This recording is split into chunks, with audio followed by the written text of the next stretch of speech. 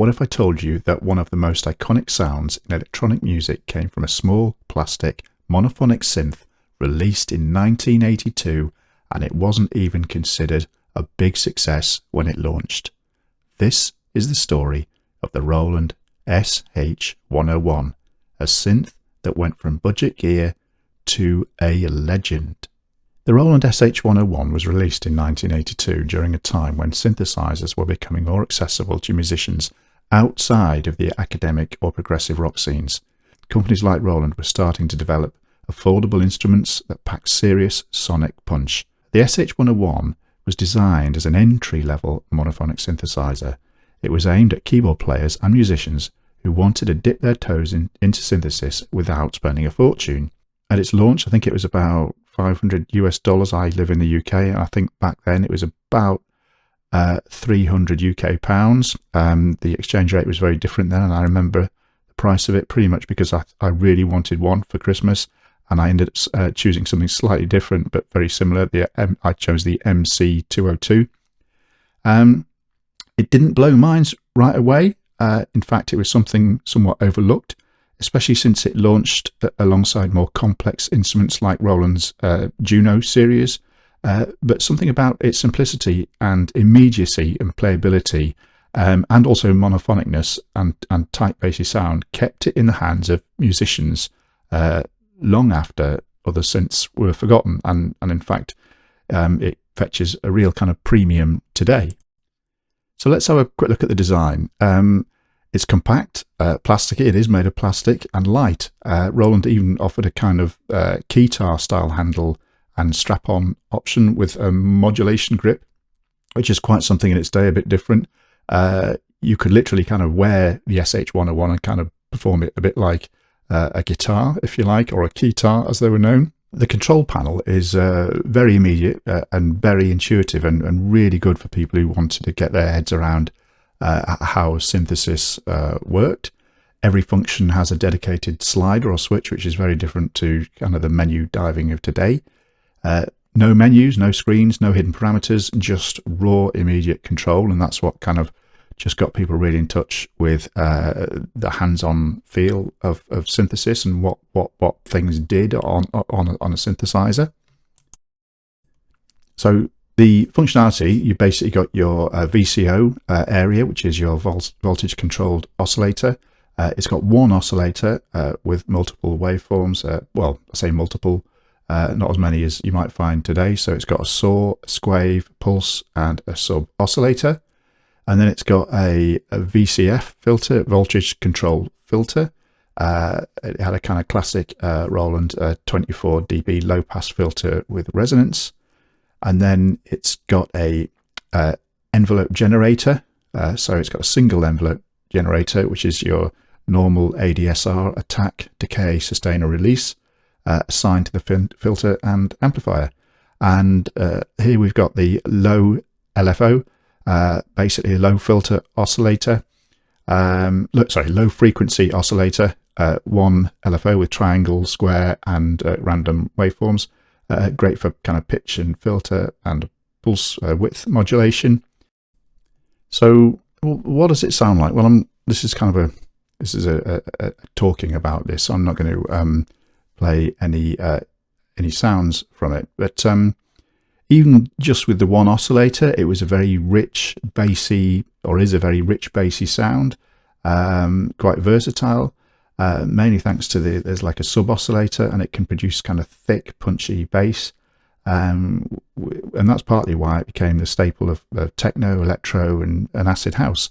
So that's what happened. The filter is a classic, smooth, and kind of creamy, capable of kind of screamy resonance as well when pushed, and when modulated by the LFO or envelope. So it creates that kind of signature squelchy movement heard in countless records, especially around the 90s. The SH-101's kind of pulse width modulation is a standout feature at the time. When you assign the LFO to modulate the pulse width, you get a rich chorusing effect that makes a single oscillator sound way bigger than it should, which kind of belies its single oscillator. One of the coolest features of the SH-1, certainly of its time, is the built-in sequencer and arpeggiator. Very simple but powerful tools for performing live, and also that kind of signature bassline acid house sound, for creating dance tracks and the like. And a sequencer lets you input, I think it's about 100 notes, rests and ties included, and play them back synced to an external clock. Again, this, it's hard to think now, but that was a pretty huge thing in the kind of pre or early days of the MIDI era. So these things were often not modulated or controlled by computers. So if you wanted to put them down onto a track, you literally had to kind of ride the parameters on the synth, and the record, literally commit it to what you've got on your 8-track or whatever you're recording on at the time. So how did it kind of become a legend? What made it so? Well, it did sound, and it does sound quite amazing. Certainly if you add some external effects. People and bands like Aphex Twin, The Prodigy, Boards of Canada, Orbital, Devo, Square Pusher, they all use or have used the SH-101 and many others besides. All of these artists and many more. And it's known for its ability to cut through a mix while also delivering kind of warm, thick tones, so it can currently stand up, if you like. It can rise above other types of instruments simply because it's kind of analog features, which adds a great warmth to it in terms of sometimes compared with digital. And by the late 90s and early 2000s, SH-101s were being rediscovered.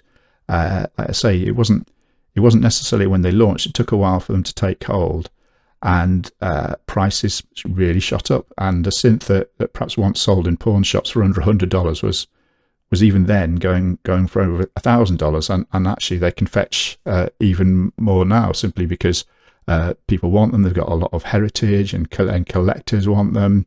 And a good one, you might find might go for $1,500 or more. So what if you can't get one and you can't afford that kind of money? Well, a few years ago, in 2017, I think it was, Roland kind of responded to people's love of the SH-101 by releasing SH and SH-01A, and yeah, so. And now I think we've got you can get one in a boutique range, but basically all I can say is nothing really replaces the original, the quirks, the feel of the sliders, and perhaps some of the slight drift that you might get in older synths in terms of tone and frequency and pitch and things like that. It's all part of the charm of some of these synths that are a bit older and are original. And I think that's pretty much why the SH-1 is really up there in the top bunch of synths, of classic synths, that really deserves its place in the Synth Hall of Fame. Thank you very much. I hope you enjoyed it. If you do, or if you did, please subscribe. Even if you only half enjoyed it, maybe you can give me half a like. Take care. Bye now.